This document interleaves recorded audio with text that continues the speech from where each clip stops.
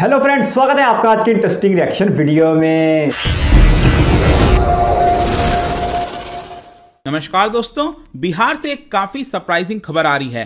Actually देश के अंदर, विदेशों के अंदर इतनी सारी चीजें चल रही थी पिछले कुछ दिनों से कि बिहार की तरफ किसी का ध्यान नहीं गया, लेकिन बिहार में जो गवर्नमेंट बनी हुई थी अभी तक बीजेपी और जेडीयू के अलायंस की, वो यहां पर ब्रेक हो रही थी और काफी ज्यादा अंदेशा लग रहा था कि प्रॉब्लम हो रहा है, कभी भी अलायंस टूट सकता है।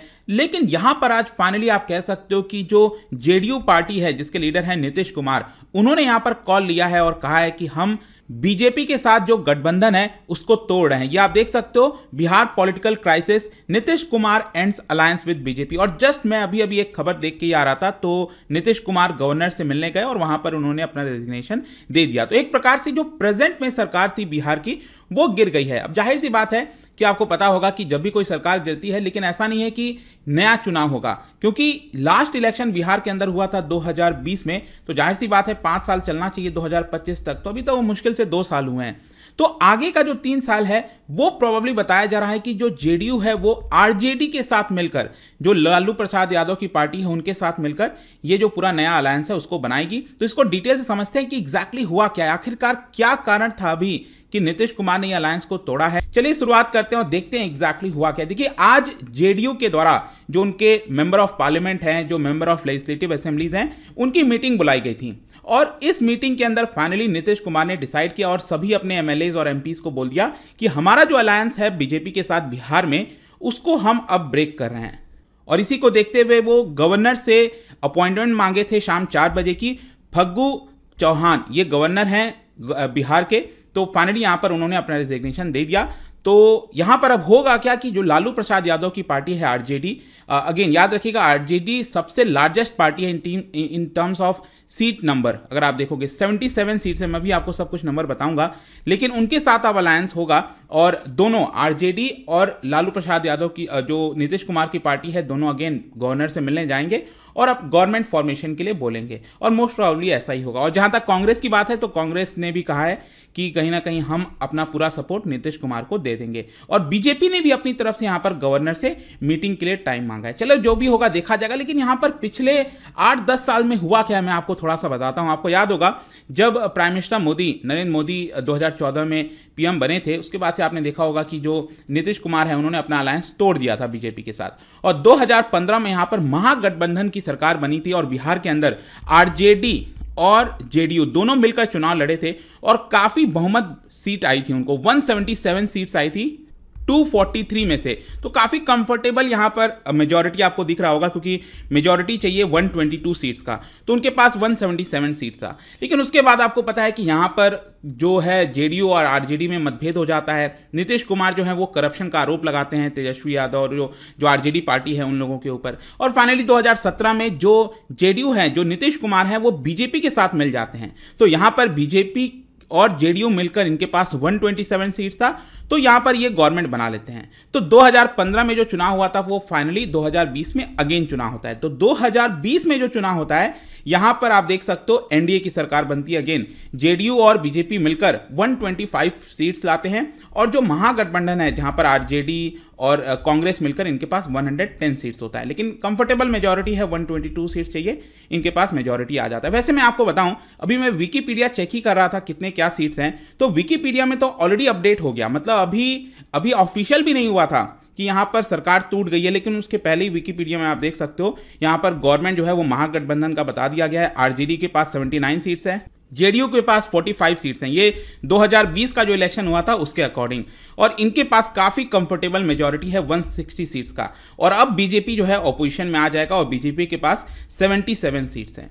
तो खैर जो भी है, आई होप कि आपको ये समझ में आ गया होगा। अब क्वेश्चन ये है कि जेडीयू क्या कह रही है इस चीज को लेकर। देखो, ये जो मीटिंग हो रहा था आज जेडीयू का एमएलएज और एमपीज का, तो उस समय जो जेडीयू के एमएलए हैं विनय चौधरी, उनका ये कहना था कि बीजेपी ने काफी हरासमेंट किया है नीतीश कुमार का पिछले 1-2 वर्ष में। मतलब कि यहां पर जो जेडीयू है उसको ब्रेक करने की कोशिश कर रही थी बीजेपी। ऐसा आरोप यहां पर एक प्रकार से जेडीयू लगा रही है कि हमारे पार्टी को ब्रेक करने की कोशिश की जा रही थी, और हमें अगर जरूरत पड़ेगा तो हम आरजेडी के साथ मिलकर भी जो है वो बना लेंगे, अपना जो अलायंस है, जो गवर्नमेंट बनाना है बना लेंगे। तो एक्चुअली अगर आप देखोगे तो नीतीश कुमार बीजेपी से काफी सारी चीजों को लेकर काफी नाखुश थे, उनको पसंद नहीं आ रहा था जो भी कुछ बीजेपी कर रही है जेडीयू के साथ। मतलब जो खबर आ रही है वही मैं आपको बता रहा हूं।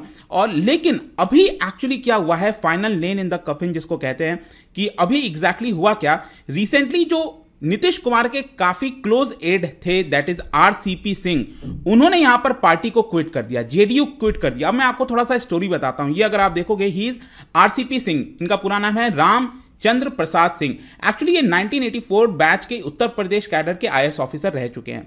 फिर क्या होता है कि ये धीरे धीरे करीब आते हैं, नीतीश कुमार से मुलाकात होती है, और जब नीतीश कुमार 2004 के बाद से चीफ मिनिस्टर बनते हैं बिहार के, तो उस समय इनको प्रिंसिपल सेक्रेटरी बनाया जाता है। अब ध्यान रखिएगा, ये यूपी कैडर के ऑफिसर थे, लेकिन उसके बावजूद भी बिहार के अंदर इनको पोस्टिंग मिल जाती है एज अ प्रिंसिपल सेक्रेटरी, और बिहार के ब्यूरोक्रेसी को शायद पसंद नहीं आता, ऑब्वियस सी बात है, नहीं पसंद आएगा।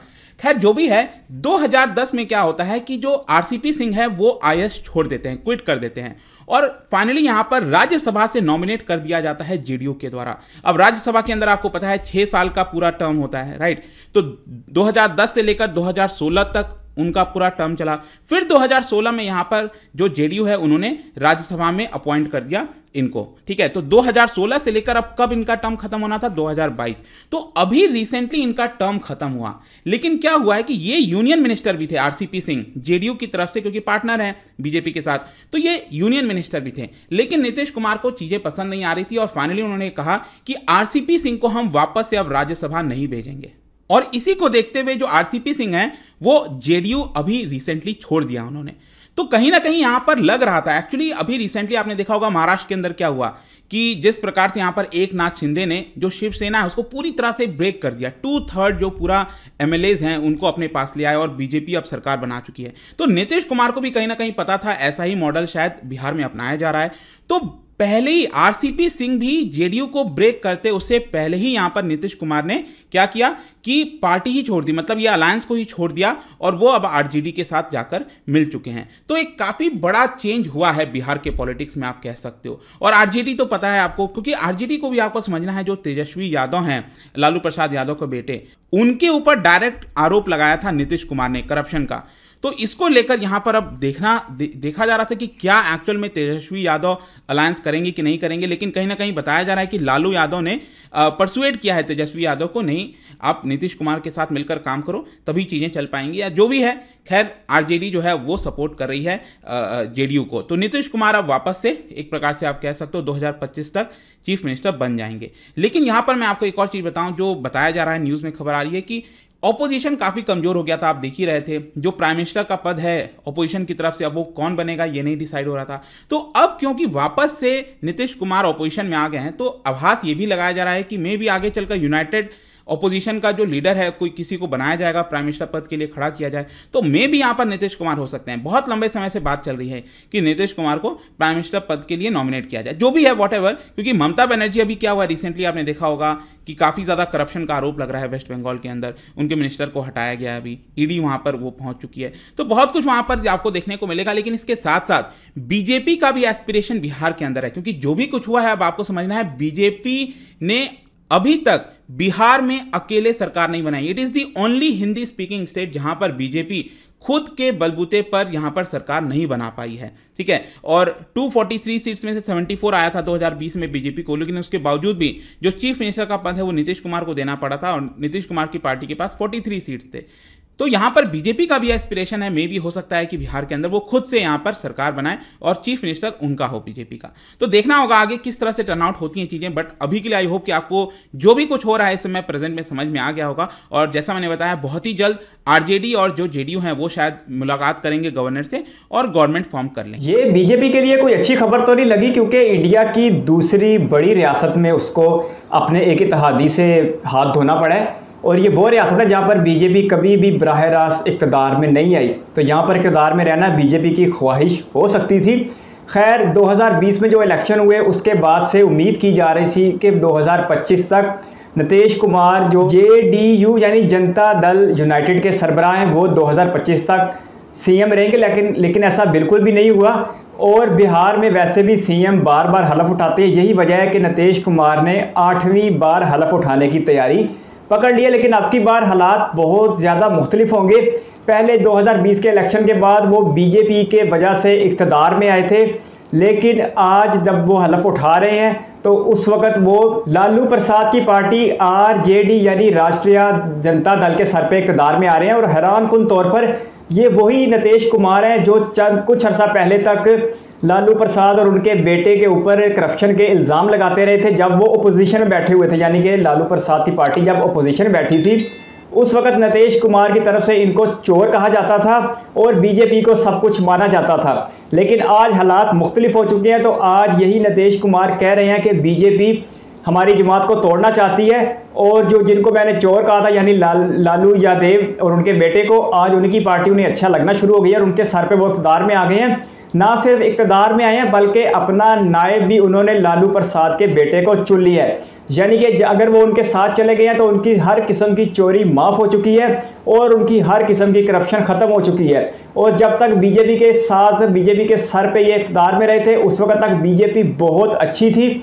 आज BJP उनकी सियासी सफ़ों में इत्तेहाद को ख़त्म करने का इल्ज़ाम सह रही है। वैसे किसी हद तक इस बात को दुरुस्त भी मान लेना चाहिए क्योंकि पिछले कुछ अरसे में हम देख रहे हैं कि BJP वफाक में होने की वजह से और वफाक में अपनी मजबूत पोजीशन की वजह से रियासती असम्बलियों के ऊपर असरअंदाज हो रही है, जिसकी सबसे बड़ी मिसाल महाराष्ट्र की हुकूमत की तब्दीली की सूरत में सामने आई थी जब शिवसेना के 55 में से 40 MLAs को तोड़ दिया गया था और BJP पर इल्ज़ाम आया था कि शिंदे नाथ की सरबराही में टूटने वाले 40 MLAs को BJP ने तोड़ा। और ये बात बिल्कुल सच भी थी क्योंकि BJP ने फिर बड़ी आसानी के साथ अक्षिंदे नाथ को महाराष्ट्र का CM भी बना दिया। तो इसका मतलब है कि इंडिया की 12 रियासतों में बराह रास्त इक़्तिदार के बावजूद BJP बिल्कुल भी राज़ी नहीं है और BJP चाहती है कि पूरे का पूरा इंडिया उनके होल्ड में आ जाए। इसलिए वो रियासतों में असम्बलियों में अच्छी खासी मुदाखलत करते हैं। महाराष्ट्र के बाद बिहार में उनकी कोशिश को नाकाम बना दिया गया है।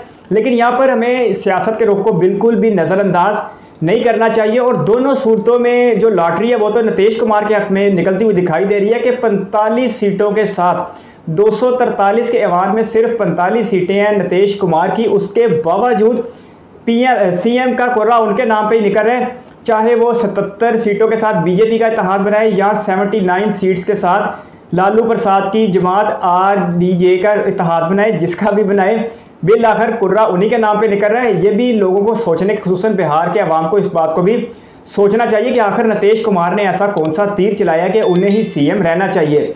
8वीं बार, कुल मिला के 8वीं बार वो CM का हलफ उठाने जा रहे हैं। लेकिन अगर आप महाराष्ट्र के हालात देखें तो वो जू के तू हैं, बल्कि महाराष्ट्र में पसमानदगी, गुर्बत, नाशराय खानदगी और बहुत ऐसे मामलात हैं जो बिहार की ज़िंदगी को इंडिया की दूसरी रियासतों की ज़िंदगी से पसमानदा बनाते हैं। लेकिन उसके बावजूद यहाँ के सियासतदान अपनी सीट के पीछे लगे हुए हैं और उसके लिए चाहे उनको अपने नज़रियात की कुर्बानी देनी पड़े, चाहे अपनी सोचों की कुर्बानी देनी पड़े, अपने फ़लसफ़े की कुर्बानी देनी पड़े और चोर को अपना नायब बनाना पड़े तो भी वो बनाने को तैयार है, लेकिन सीट उन्हें ही मिलनी चाहिए। इससे पहले लालू प्रसाद यादव को भी एक करप्ट वज़ीर आला के तौर पर माना जाता था क्योंकि उन्हीं की वजह से बिहार को एक पसमानदा रियासत भी करार दिया जाता था। मज़ीद रिएक्शन वीडियोस के लिए आप हमारे दूसरे चैनल पर भी तशरीफ़ ला सकते हैं, हम वहाँ पर भी आपका इंतज़ार और इस्तकबाल करेंगे। धन्यवाद। पाकिस्तान हो या इंडिया हो, यहाँ पर किसी जमात के सरबराह को किसी चोर से बिल्कुल भी एतराज़ नहीं है। बस वो चोर सिर्फ इनकी जमात का होना चाहिए। अगर वो तो इनकी जमात से अलग होगा फिर इनकी नज़र में चोर होगा, लेकिन अगर इनकी जमात का हिस्सा होगा फिर उनके लिए सरमाया होगा। और इसकी एक बहुत बड़ी मिसाल हम अब देख रहे हैं कि बिहार में जिस शख्स को चंद दिनों या चंद हफ्तों पहले तक चोर कहा जाता था, आज उसे नायब वज़ीर आला बनाया जा रहा है। तो ये डर्टी पॉलिटिक्स है, ये कहीं भी रुकने का नाम नहीं लेगी। इसके साथ साथ अगर बिहार की बात की जाए तो बिहार 40 सीटें देती है लोकसभा को और 16 सीटें देती है राज्यसभा को। इसके साथ साथ 243 के कुल अवान में मेजोरिटी के लिए 122 अरकान की हिमायत दरकार होती है। और मज़ेदारी वाली बात तो ये है कि इस वक्त कोई भी जमात इस पोजीशन में नहीं है कि वो अकेले बिहार में अपनी हुकूमत बना सके। लेकिन मैं फिर से ये कहूँगा कि 45 सीटों के साथ नीतीश कुमार का कुरा निकल आना भी उनके लिए बड़े एजाज़ की बात है। अब उन्हें अपनी सियासी सरगर्मियों को साइड पर रखते हुए बिहार की आवाम के लिए कुछ करना चाहिए। 8वीं बार वो इस सूबे के वज़ीर आला के तौर पर हलफ उठा रहे हैं और अगर उनके हलफ उठाने के बाद भी आवाम की ज़िंदगी में बेहतरी ना आए तो अगली बार इखलाकी तौर पर उनका इलेक्शन में हिस्सा लेना भी नहीं बनता। और अब बिहार के अवाम को भी सोचना चाहिए कि आया यही लोग इनकी ज़िंदगी और इनके नसीब बन के रह गए हैं जो 8-8, 10-10 बार भी इक़्तिदार में आए लेकिन इनकी ज़िंदगियों को ना बदल पाएँ। JDU के इस इक़दाम से लोकसभा में वफाक में बीजेपी को कोई फ़र्क नहीं पड़ने वाला, क्योंकि 543 की लोकसभा में बीजेपी के पास 303 सीटों की सिंपल मेजॉरिटी हासिल है। 16 सीटें हैं JDU की, इसलिए उसको तो कोई बीजेपी सरकार को वफाक में तो कोई फ़र्क नहीं पड़ने वाला। लेकिन एक सूबे में आउट होने की वजह से और अपोजिशन से डायरेक्ट हुकूमत से डायरेक्ट अपोजिशन में चले जाने की वजह से बीजेपी को थोड़ा सा धचका ज़रूर लगा है। अगर बीजेपी बिहार में अवाम का दिल जीतने में कामयाब हो जाती है अपने वफाक के मंसूबों को लेके, तो बिहार के अवाम बीजेपी को मौका दे देंगे। नहीं तो फिर बिहार के अवाम की नसीब में लालू प्रसाद और नीतीश कुमार जैसी शख्सियात आती रहेंगी जो बार बार हलफ भी उठाएंगी, लेकिन बिहार के अवाम की ज़िंदगी में किसी किस्म की तब्दीली नहीं आएगी। आपकी कीमती वक्त का शुक्रिया। अगर आप भी किसी वीडियो पर रिएक्शन चाहते हैं तो अपनी कीमती राय कमेंट बॉक्स में ज़रूर दीजिएगा। इस वीडियो को कीमती समय देने के लिए बहुत सारा धन्यवाद।